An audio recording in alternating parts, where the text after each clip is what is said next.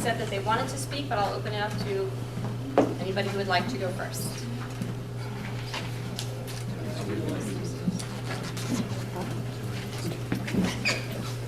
Can you just tell us your name? Ben Forrest, Okay. 16 Locust Avenue. Gotcha, Ben, thank you. I'm also serve on the Red Bank Borough Board of Education, but I'm not here in that capacity, and this year as our president speaks for the board, of course. So I'm this year's a parent and a resident, taxpayer.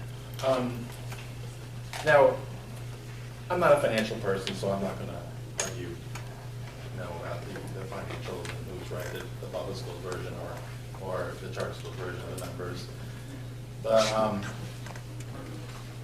I think it's fairly safe to say that, and in fact, when I read the application for your expansion, clearly indicates that you have some knowledge that it will have an impact of some sort. My kids had a wonderful education over at the schools.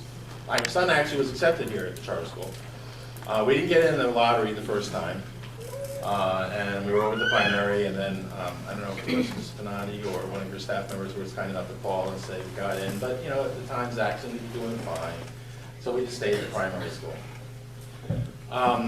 And it's worked out great. They're both in the engineering program at Red Bank Regional. We're very happy parents. Each of my son and the daughter have their different issues, and we're looking at colleges. But the reason I tell you this is that, we're not, in a vacuum here, as you can well appreciate. And sometimes, things will have impacts in other places. And I know you have passion about education and the community. Clearly, I was reading your website tonight, you do a lot of community-based things.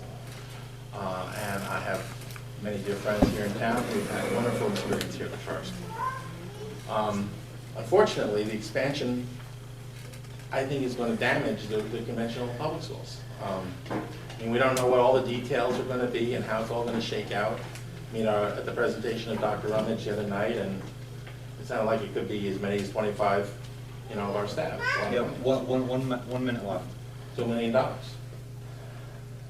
And it seems to me that those impacts really should be weighed before you apply, since we all are in this together. We're all here to educate students here in Red Bank. I'm here as a parent and as a taxpayer. There's a financial impact as well. And it seems to me at the very minimum we should really get to the bottom of what the range of impact is going to be, and that should be weighed. I have never been opposed to having a charter school here. We had that option and we chose to go with the regular schools. I don't hear any voices calling for any kind of change as far as a charter school being here. But I have grave concern about the impact this expansion will have on the wonderful experience that we were lucky enough to have here as a family in Red Bank with the public schools. And I think we should allow that to continue. And I would respectfully ask that you withdraw the application. I don't know why there was no public outreach in advance. I guess you had your reasons. I think it would have been appropriate myself. You're not going to always hear what you want to hear from people, but at least you can say, we did reach out. We did go to the council. We did go to the Red Bank Board of Education. We did have a community forum over at the Second Baptist Church or whatever, and made the case for the expansion. And that didn't happen. So now we have a very narrow timeline, and I think damage will be done probably if this expansion goes through to the conventional schools, and we all suffer. Anyway, thank you for your time. Thank you, Mr. Forrest. Anyone else? Suzanne Viscovi, 19 Morford Place. I thank you guys for your work here at the Board of Trustees. That's great, considering you guys are not all residents of Red Bank and taxpayers. Red Bank is a unique town. Some people just think of Tiffany's, Rolex. But Red Bank has to include everybody.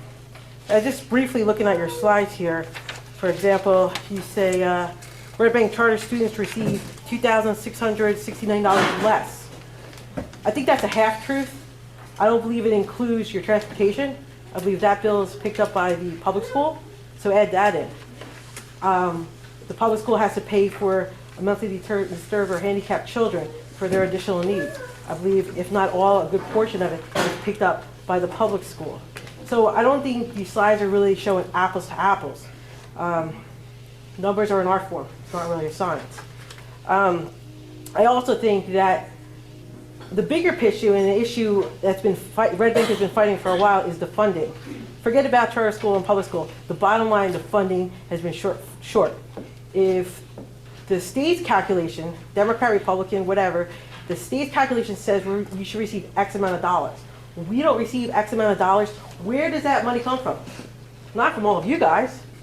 You guys don't pay Red Bank taxes, at least not all of you. Where it comes from? Majority of the people here that came out that's concerned. We need to take that into consideration. No, again, as Ben said, nobody's saying is against charter school. I think that's great that we have a choice. People are passionate about their child. You're not going to tell them what's right for the child. You can give them 100 studies saying this is the best place, and 100 studies saying that what's happening on the other side of town is the best place. Whatever your parents want for the children, God bless them. That's their choice. But I think these slides, and just like these slides, just briefly looking at it, again, is not telling the whole truth. For example, you're saying that additional funding wouldn't be received. That's a half truth. We get adequacy funding because of the shortfall payment from the state. Regardless if you're here or not, Red Bank is over the 10% of shortfall in the entire state. The place where people can go to Tiffany's and Rolex, 80 plus have low income or free lunch. That's such a discrepancy. I hope you guys take everything under consideration. That the bottom line is it's going to hurt us. It's going to hurt the people that have to work extra hours to pay that $200 increase a month.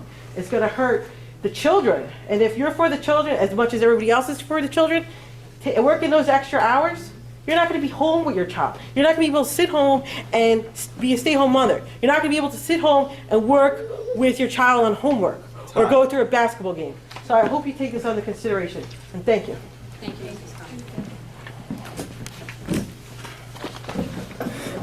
Kate Oakson, 8 Chapin Avenue. First, I want to say the education world is small. I've had the pleasure of Coach Christy, colleague Rona. I am an almost 20-year educator. I want to be fully disclose my professional allegiances to teachers. I'm a union president. I do not want these things to be seen as a fallibility. From the standpoint of my opinion, I'm here with my son. I'm a resident. I choose this place as my home. I'm somebody who's very concerned about character and about how we speak about ourselves as a community. I'm going to read a prepared statement. I have allowed myself, as a former charter school employee 18 years ago in Hoboken, to accept the place that charter schools have in our education system. But I want to call into question the particular mission of this school in light of these recent events. I read the expansion proposal as an academic and an educator, and I was faced immediately with troubling language describing my son's peers as disenfranchised, disengaged, or status quo. And it indicated to me that there is a problem with the charter leadership, out of touch with the truth, and a lack of character when we are unable to speak plainly and truthfully, opting instead for language which avoids and continues to avoid the touch-and-go relationship with class, ability, and ethnic privilege. Charter school leadership acts in poor character when it uses language that obfuscates the known pedagogical differences between proficiencies and achievement. Charter school leadership acts in poor character when they apply for an expansion because of a favorable political climate. The charter school leadership acts in poor character when they ask for their application to be seen in light of the best interests for their students, not politics, demographics, or economics, when they would like the state to look the other way on exactly these counts. Lack of character is present in official school documents where the charter school favors trumpeting their supposed gains only when coupled with supposed failures of neighboring schools. or in the 1 minute documents left. where the charter school favors using language which is critical of the very real gains made by a student body which is disproportionately challenged as English language learners, disproportionately challenged as economically disadvantaged, and/or by special needs. I was advised that using the word segregated implies that there is a premeditation and that schools aren't segregated but merely demographically divided. I submit that the charter school, through the choice of language in official documents with respect to the many types of students to whom it euphemistically speaks, is indeed an act of segregation, and further comparisons to benefit and expansion proposal are not germane. A scenario, if you will. If your expansion is improved, you will hopefully have a more diverse body, and that will include students who are learning English and students with special needs. We have long heard about your achievements and your unique and innovative approaches to learning. Time. I would like to know how you plan on dealing with the outcomes, lower scores, and challenges, and how you will report those fall-offs to your parents and your dedicated clients. Are you prepared in those events with lower rankings, maybe become a focus school? How will you report that to the community? What will your character be built of then? Thank you. I have names on the list, but I also want to open it to anybody else that would like to.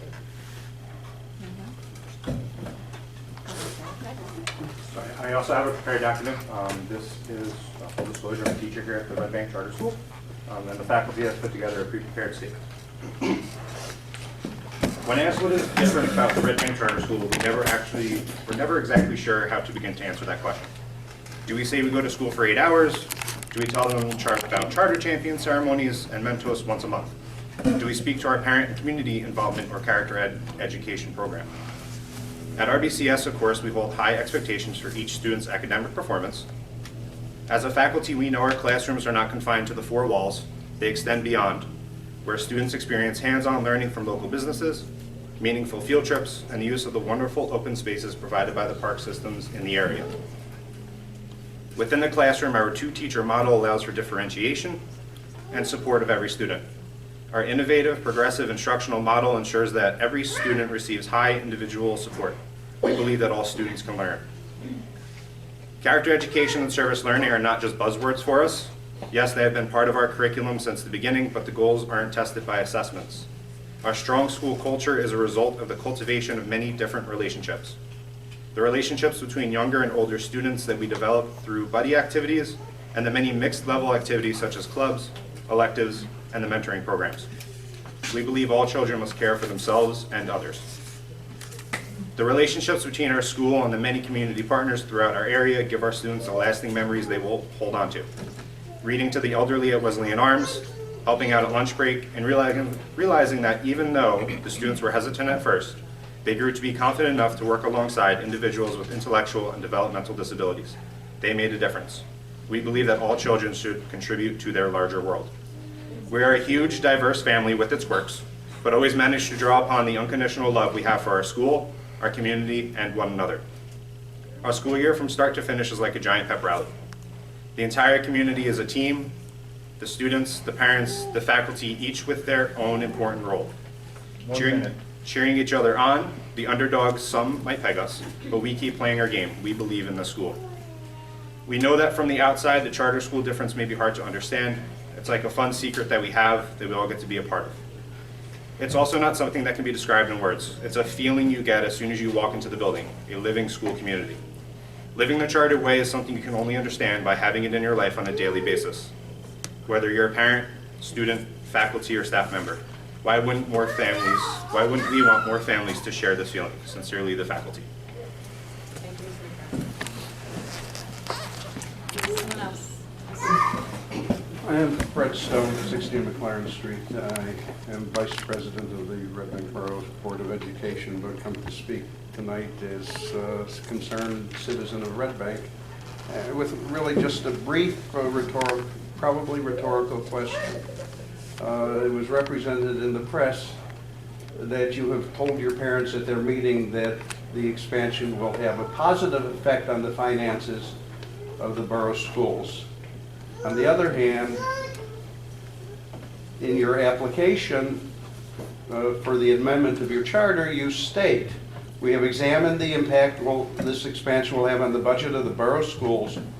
We realize financial hardship will be incurred. I would just like to know, what do you consider the truth?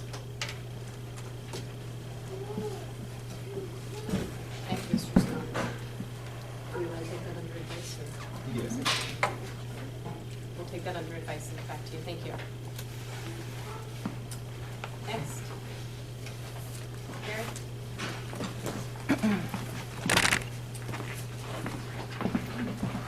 My name is Carrie Leverkowski. I'm the proud parent of 3 children in pre-K, 4th grade, and 5th grade in the Red Bank Borough Public Schools. Each is thriving on honor roll, high honor roll, scoring many points higher than state average on last year's PARC and advanced proficient on NJS scores. I've never entered my children into the lottery for this school. I'm happy where they are, but I'm not here for that. I was just re-elected by the voters of Red Bank to my 3rd term on the Red Bank Borough Board of Education. This November, my fellow board members have selected me to represent the board as president. I'm here tonight to ask, who is in favor of this expansion? Not the Mayor's Blue Ribbon Commission, not the bipartisan elected Red Bank Council, not our elected State Senator Jennifer Beck, not the citizens and taxpayers of Red Bank as a whole. In fact, not even all the parents of this school or their students are in favor of this expansion. I know because they speak to me. I must ask, if the numbers that you are presenting are accurate and the borough will have decreased enrollment and increased funds, why are we fighting this? Why are all these people here? Wouldn't this be a win-win? This would be great for us, because it's not true. And on behalf of the 9 Board of Education members of the Borough of Red Bank Public Schools, the nearly 200 employees and over 1,400 students of Red Bank Borough Public Schools, I expect that the Board of Trustees listen to more than one singular voice. That voice of Meredith Pinotti. 1 minute. Consider the wider negative impact that this expansion promises and have it rescinded from Commissioner Hespi's consideration. Thank you. Thank you.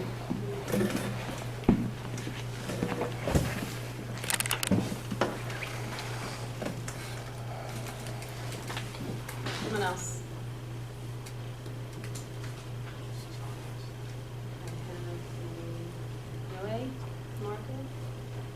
Did you want to still comment? Yes, I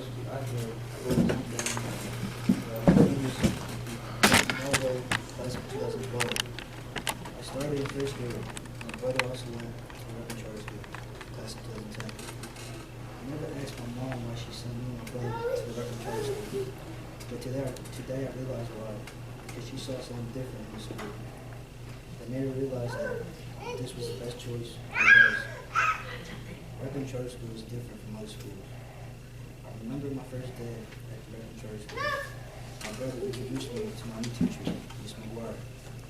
When it was time to go to class, my brother left me, so he went and joined his class. I remember I started crying. I was scared. My teacher, Miss McGuire, told me everything would be okay.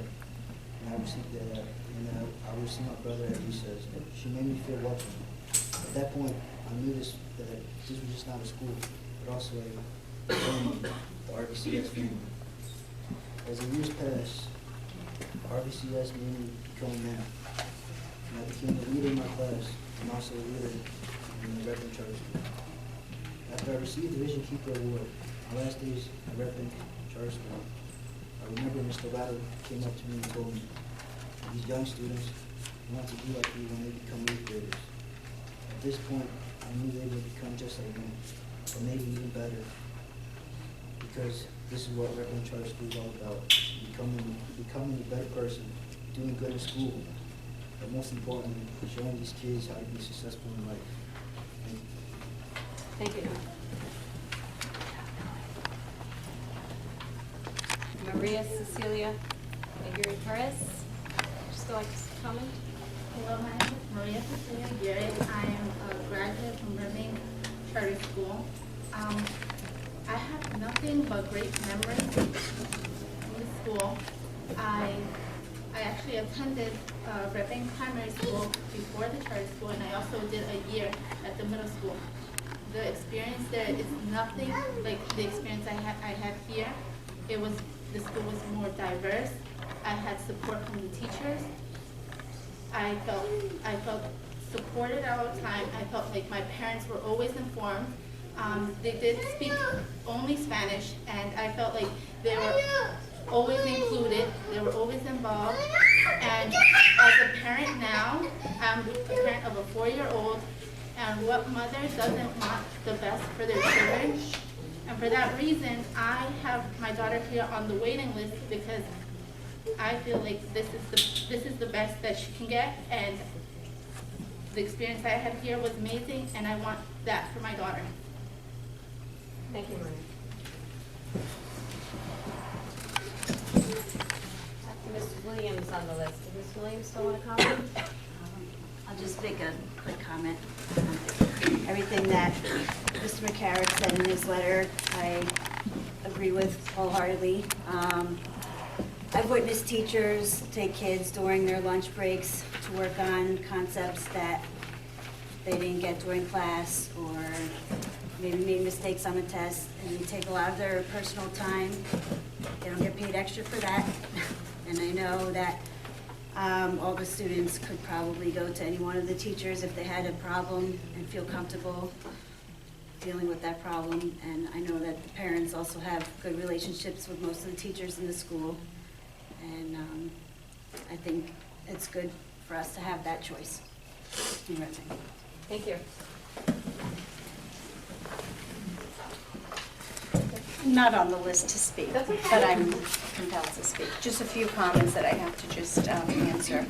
I speak as I'm a, sorry, can you state your name? yes, Michelle Fogarty. I speak on behalf as being an employee here and also a resident. Couple of comments from what I've heard that I'm compelled to just answer. We've expanded twice. Our taxes have not gone up. We never teach in fear of the score. We teach to enrich the child. The priority is not the score and how we are going to deliver that information to the parent. It's primarily to make sure that the information has been given to the child and the knowledge has been received, and we could then sit back and watch that child succeed. And I could assure you, Meredith Panati is not the only single voice that stands behind this expansion. Thank you, Ms. Williams.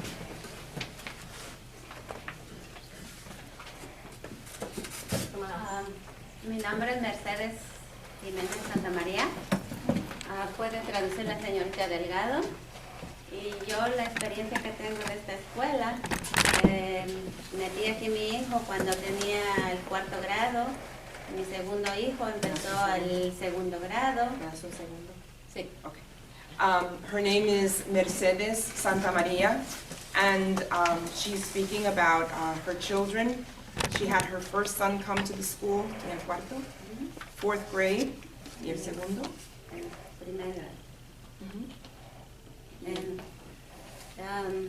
Y mi experiencia, ahora ellos tienen, mi hijo mayor hoy está cumpliendo 25 años, su educación cuando vino para acá a esta escuela, la razón que yo lo moví de a Middle School, porque cuando él iba a 3er grado en la primaria, en la primary school, le dijo a una maestra que si quería hacer su tarea que lo hiciera, sino que ella... Déjame traducir un poquito a la vez porque entonces es demasiado. All right. That 4th grader that she speaks of is now 25 years old. And she said that the reason why she brought him here to charter school was because the 3rd grade teacher over there told him that if he wanted to do his homework, he could do it. Y sino que ella ya había, que si quería aprender, que aprendiera, y sino que And if he Era wanted su- to learn, he could learn, and if he didn't want to learn, well, he didn't have to. Y cuando lo pasé al cuarto grado, cuando fue a la middle school, le tocó otra maestra que tenía unas materias muy bajas y le dijo, oh, mientras no baje bajo 60, estaba bien. And when he was moved over to the middle school, the teacher said to him, as long as your grades don't go down, it'll be okay. But obviously, his grades were not, las notas no estaban buenas, ¿no? His grades were not good. Entonces, yo pienso que una maestra no le puede hablar así a un niño porque lo que queremos todos los padres es una mejor educación, que saquen 100%, es mucho mejor. I believe that a teacher should not speak to a student that way, and what a teacher should look for is the betterment of the child. And she says, as a parent, that's what we look for as well.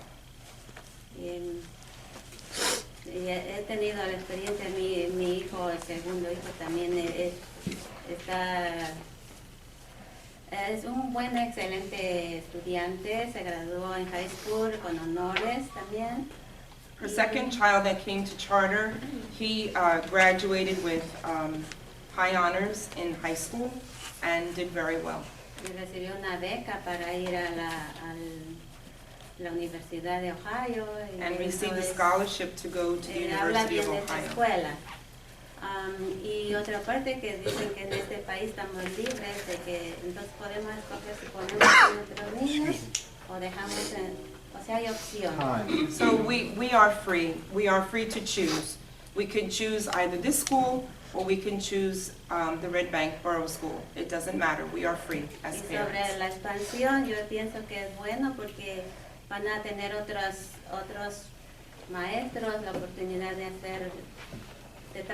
tener trabajo y traer más trabajo a esta comunidad de Red Bank. And I think that the expansion would be a good thing because it'll give teachers also an opportunity for a job.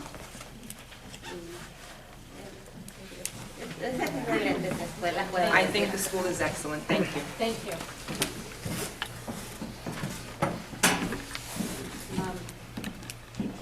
Ms. Rodriguez, do you still want to comment?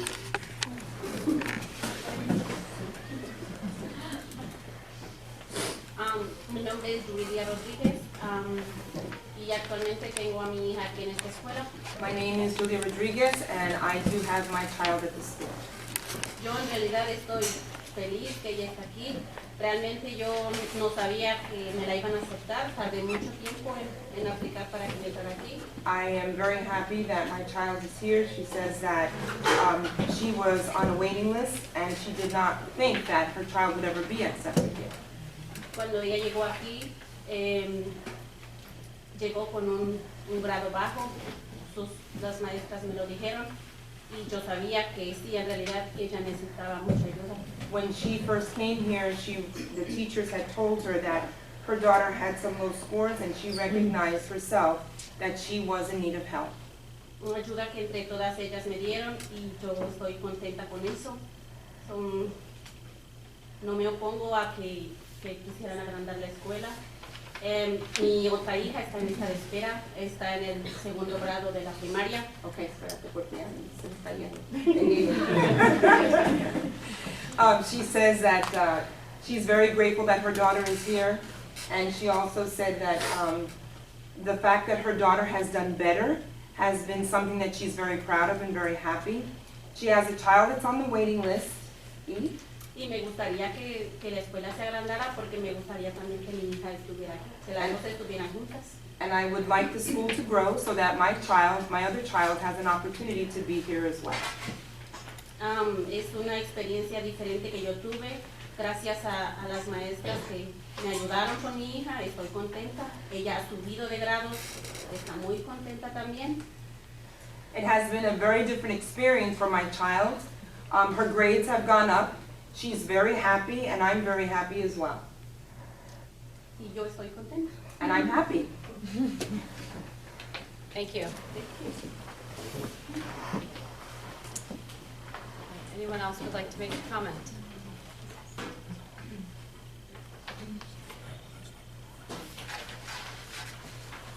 No further comments, as opposed to the public comment section. other business or ad hoc committee report this evening?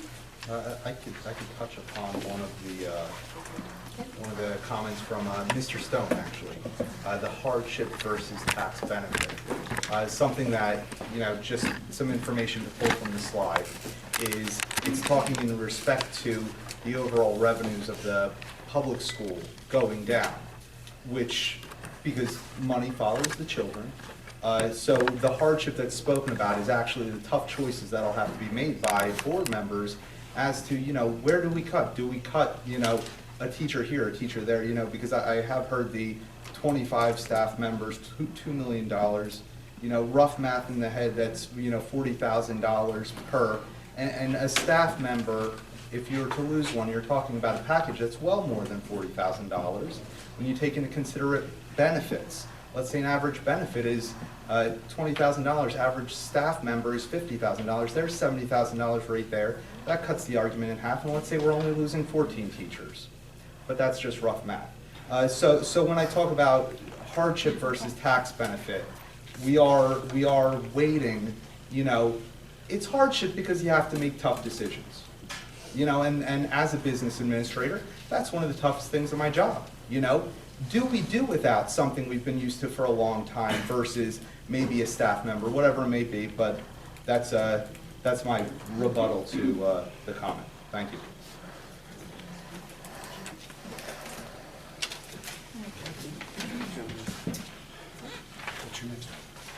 Yeah, next item, ad hoc committee report. Did you have any this evening?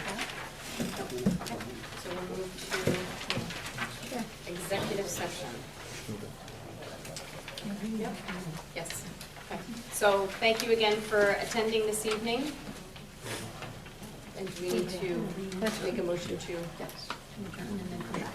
We make a motion to adjourn. Just a question, is there going to be action taken after the executive session? Usually. I don't think so. Okay. No. Okay.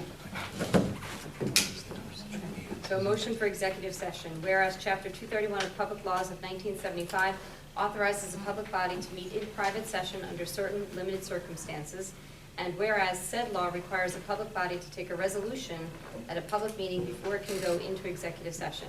Now therefore be it resolved that the Red Bank Charter School. You have to identify what the purpose of the executive session is. Okay, we have some personnel and real estate matters to discuss. Okay, personnel and real estate, and will there be any public action taken after that? I do not believe there will not be public action taken after that, Okay, not this evening. For an adjournment. Up for adjournment. And the length of time of the executive session? Approximately? Approximate 60 minutes, approximate 60 minutes for our executive session. 30 minutes. And I'll just recap that for the public that you want. Executive session, approximate 30 minutes.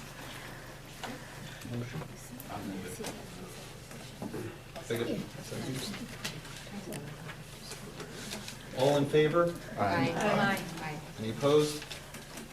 Now move to executive session.